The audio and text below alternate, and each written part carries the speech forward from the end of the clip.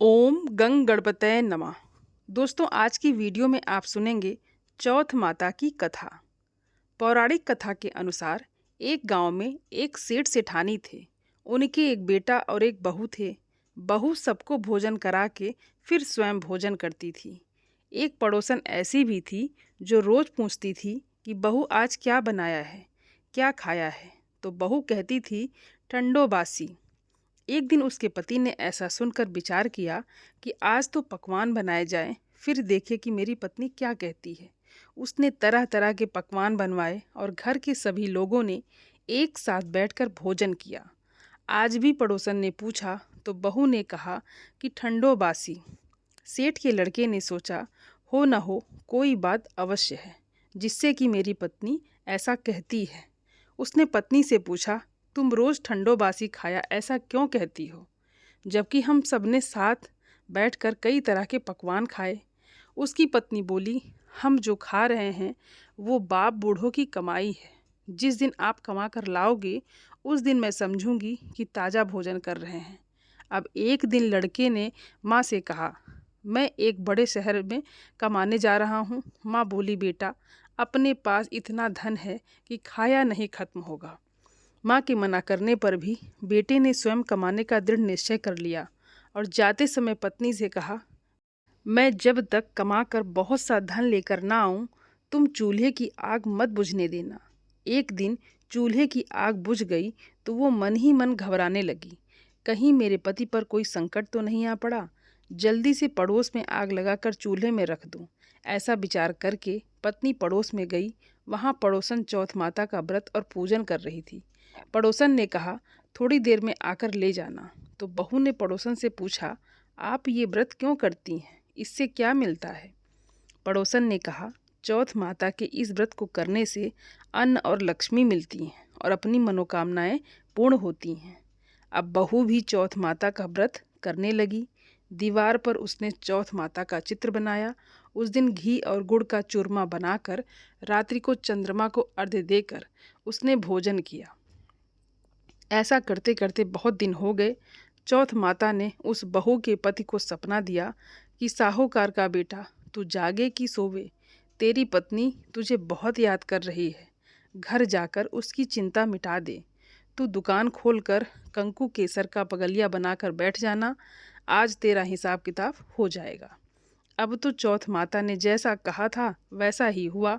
उसने घर जाने की तैयारी की और गाड़ी भर के धन दौलत लेकर चल दिया। रास्ते में एक बड़ा सा काला नाग फन फैलाए बैठा था और कहने लगा, आज तो मैं तुझे डसूंगा, छोड़ूंगा नहीं। आज तेरी आयु पूरी हो गई है। सेठ के लड़के ने कहा, आज चौथ माता ने मुझे सपना दिया तो मैं अपनी पत्नी से मिलने घर जा रहा हूँ। वहाँ मेरी पत्नी बहुत चिंता कर रही है। मैं उससे मिलकर जरूर आऊँगा, तब तुम मुझे डस लेना।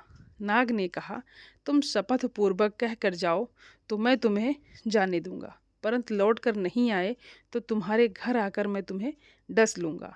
इस प्रकार सांप को वचन देकर वो घर पर पहुंचा। वहां सभी से हंसी खुशी से मिला और भोजन करने उदास होकर बैठ गया। उसकी पत्नी ने उदास होने का कारण पूछा तो पति ने काले नाग वाली बात बताते हुए कहा कि यदि मैं उसके पास नहीं जाऊंगा तो वो घर आकर ही मुझे डस लेगा। पत्नी बहुत चतुर थी। उसने कहा कि आप घबराओ नहीं, लेट जाओ, मैं एक उपाय करती हूँ। पत्नी ने कमरे की 7 पेड़ी धोई।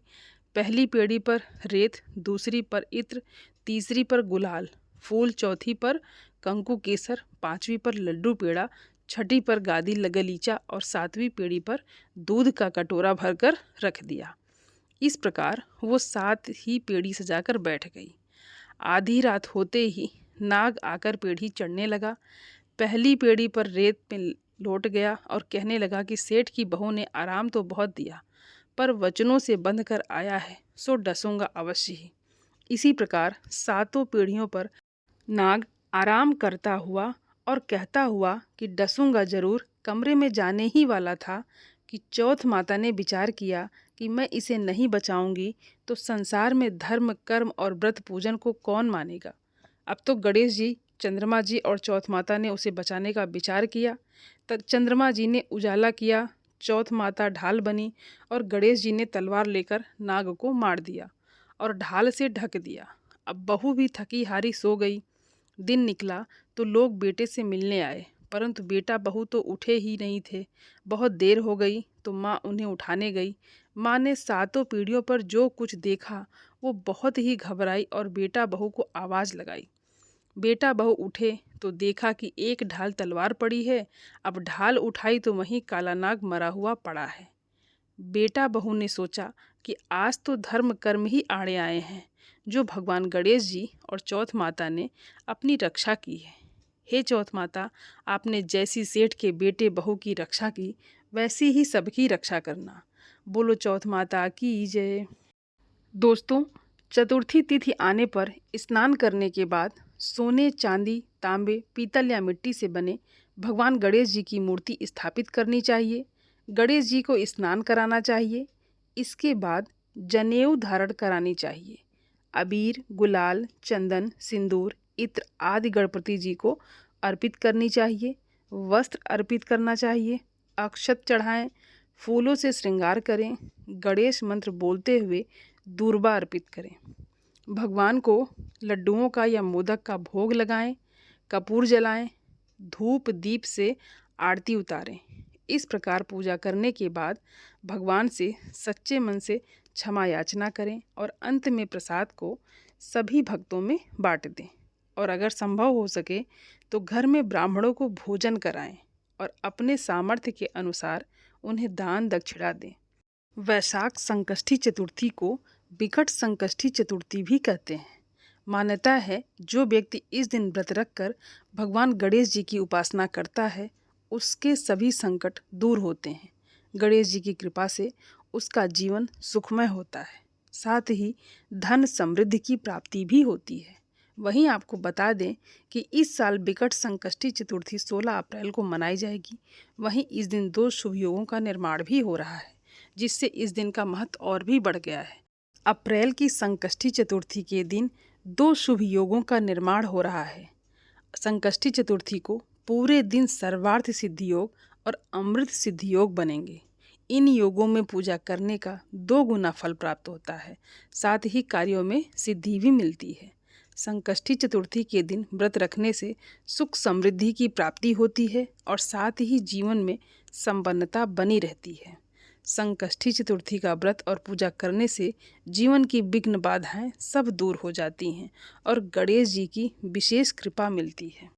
उम्मीद करती हूँ ये वीडियो आप सभी लोगों को अच्छी लगी होगी और आप सभी सनातनी भाई बहनों से मेरा विनम्र निवेदन है, मेरे चैनल को सब्सक्राइब ज़रूर कर लें और वीडियो को लाइक और अपने फैमिली फ्रेंड के साथ शेयर ज़रूर करें और कमेंट बॉक्स में श्री गणेशाय नमः ज़रूर लिखें।